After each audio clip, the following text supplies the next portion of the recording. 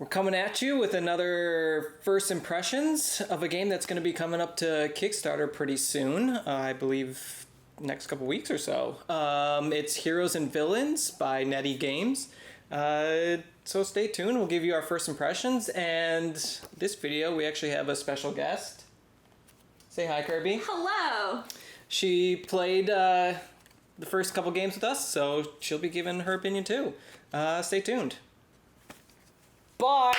I say bye every time.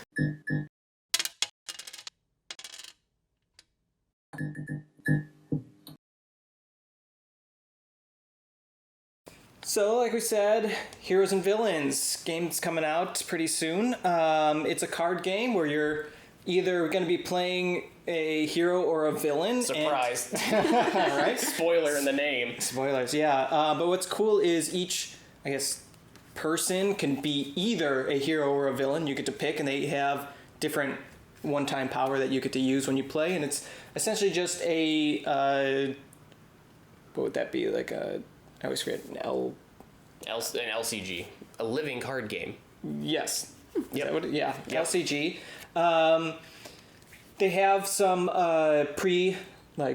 pre-made decks that you can play for each hero, but there are also options for kind of mix matching, doing your own. And essentially all you're going to be doing is playing down some cards and trying to deplete the other player's deck before they can do it to you.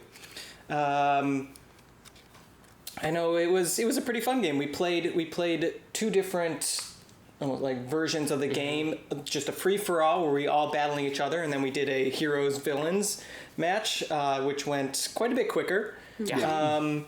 I don't know about you guys. I like the 2v2 a little more than the free-for-all. The 4-player free-for-all, I think, lasts a bit too long for what the game is. It does. Yeah. Well, that, and it can get a little mean, like beat down on one person. Yeah. The more they're beat down, the easier they are to take out. So. Mm-hmm. Granted, the 2v2 is just a little bit more calculated. It's still beating down, but you're just like selective about it. Yeah. Yeah.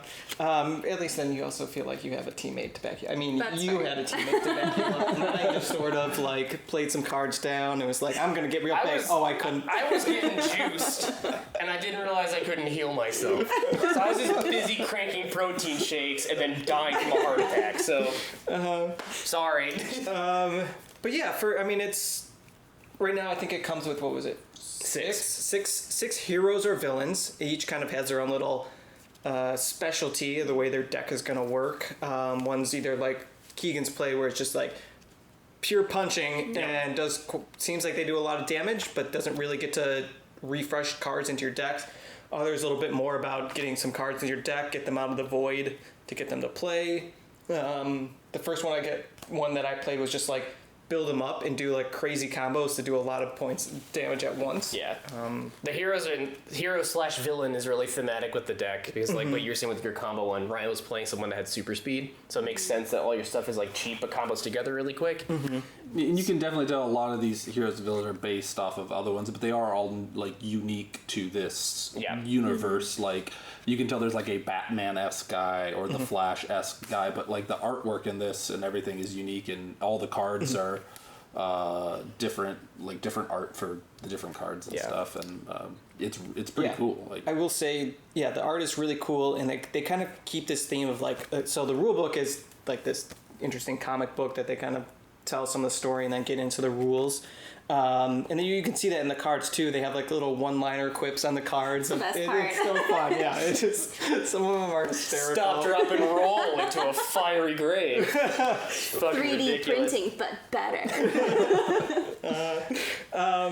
But I mean, so when I first opened it up, obviously I think, as this is like looks like a comic book, you can't really recognize that it's actually a rule book. I think this is just one note I wanted to make in looking at some older comic books. They always have like some kind of down at the bottom, it's like exclusive, blah blah blah, right? That's included in the comics, whether it's like this small little arc that's of another hero that's at the back of the book. If I guess this is speaking directly to the designers, like something like that on the cover to let you know that, hey, this is your rule book. This will tell you everything you need to know. But it's nice that everything comes in such a small box, but there's still room that they can add more heroes and villains that will be able to fit right in the base base game, Brighten the base box. And 2 very large play mats also fit in this box as well. That was ridiculous. That was surprising. Also, this is the only thing that looks like a rule book, so I had no problem realizing this was a rule book. I mean, that's fair. It is the only other But you book, do kind of flip the first couple pages and it's like a comic book and you're like, oh, and then you go to the second half and it's like the actual rules. Which there's almost like more ways of playing the game than there actually are pages of rules. The actual rule pages are only a couple pages, but then there's like all these variants of like how to play for multiplayer, how to play 2v2, how to play one versus all, how to, you know. I think since we're on the topic of the rule book, comic book, not maybe a rule book or not, it's a rule book, but like we were talking about, we had to do a couple things. We had to look up like keywords, but like I think with a lot of card games too, because I played a lot of TCGs and grew up on them, and I'm stuck in the Arkham Horror loop now that is another card game I can't quit. But all the stuff that are like keywords or bold text on the card, so you know that this is a keyword, which is not the case on the cards in this. It's all the same font style. Which I do appreciate games that are like, here's your keyword blurb. This is like your action. Right, this that's is the effect. action. Yeah, exactly. And even like then we saw a few things where like this is maybe a keyword, and we have to look it up in the key terms thing. So it is a keyword. But even then, there was like parts that we still couldn't quite figure out whether or not we needed to pay for something. Right. It was the like countering, like automatically did. I don't know. That wasn't super clear. Yeah, there are some things that just need to be clarified a bit more. So we kind of just were like, let's play it this way, and we think this is right based on what we're reading. It sort of made sense in the Yeah. gameplay. I think like one of the big things, first things that came up when trying to explain it was that you're never going to be playing cards outside of your turn. Whereas a lot of other TCGs, LCGs, there might be cards that you can play to counter something. Yeah. This is everything's going to be on your turn, and I think it wasn't very clear because like the When way you think that counter, you think like, oh, they're attacking you, you're going to counter it. But no, it's like a preemptive counter. It's they have something out, and which you're is countering it. counterintuitive. You're fired. That's fair. I think like the main one too that we were looking at is like deploy. There's a card that says you can deploy a card from your void, and when you deploy a card, you have to pay for the cost. But in the rule From book, your hand. but Right. in the key terms, I'm getting there. In the key terms in the book, it says when you deploy a card, it is moved into play. Cards may be deployed from your hand by spending cards' energy cost. So we were like, well, if we're deploying it from somewhere else, it's not the hand. Do we have to pay for it? But now in the rule book too, looking at it again, there's put as a keyword, which is move a card from one game zone to another without spending energy. Oh, see, we missed that completely. So is the deploy? Is it a put or is it a put deploy? or is it a deploy? Because based on what we were reading, it was were doing technically a puts, put, but it's written as deploy. So that's confusing. That's like, but it's more confusing now that Yeah. you've uncovered now that. Right. Oh no. The rules for this are pretty simple. I'm sure with a once it hits Kickstarter and things like that, it'll be probably clarified. That's like the main thing. Like that. this is like it's not even Kickstarter yet. So this is more of a like preview. maybe here's something to clarify for the Kickstarter. Yeah. Not saying that ruined the game experience for us at all. Like if No, anything, it was it's still just fun. Yeah, it's still It a was lot just of fun. we just had to figure out how we were going to play it, and I think just clarifying it a little bit to say exactly when things happen. It would prevent a bunch of BGG threads from being posted in the future. When then, someone posts it for the 15th time and someone says, you should have looked in the threads, it's already in there. Well, it happens in every other game. So. Well, and this isn't usually my style of game, like these kind of quick combo-y card fighting game type things. But this one was pretty fun. I really liked the artwork. I got into I wanted to talk like Batman. And like, I definitely enjoyed the 2v2 more than the free-for-all. I think the free-for-all in these games just gets chaotic, which is I think why we tried to do it, was just to see how chaotic it could get. Right. Yeah. But It was I do think manageable chaos. I will say that, though. Yeah, I think it just went on longer It did outstay the welcome. whereas 2v2 went really fast. And I think if you just played this two-player, like 1 versus 1, like how they kind of have the game mats and everything set up for, I think that it would probably mostly really shine at that, and there'd be a lot of variability between the different characters in there. It's with what- that. I think it was like the other thing too that I'm thinking about with like the one other issue that I know we ran into at a few points, depending on the deck you're playing, is you can just get into top deck mode, which feels really bad in a card game where you're entirely relying on what your next card draw is. It's great for those of us that are not in top deck mode. But like when you have a deck that's like combo heavy, where all you want to do is play all your cards out, and then next turn you spend all the cards, you draw one card. So it would be nice if there was like an option as like instead of playing card or activating card you have played to spend energy to draw. Yeah. Because there's which is like the balance in the game is the more you draw, the more closer you are to death. So I feel like that's a fair balance. Like spend energy to draw, but you're closer to dying. And because it is meant to be probably a quicker played game, spending so many turns of just like draw one card, okay, got to play it down. I got to wait till my next card to be able to draw. Maybe I can do some combo things.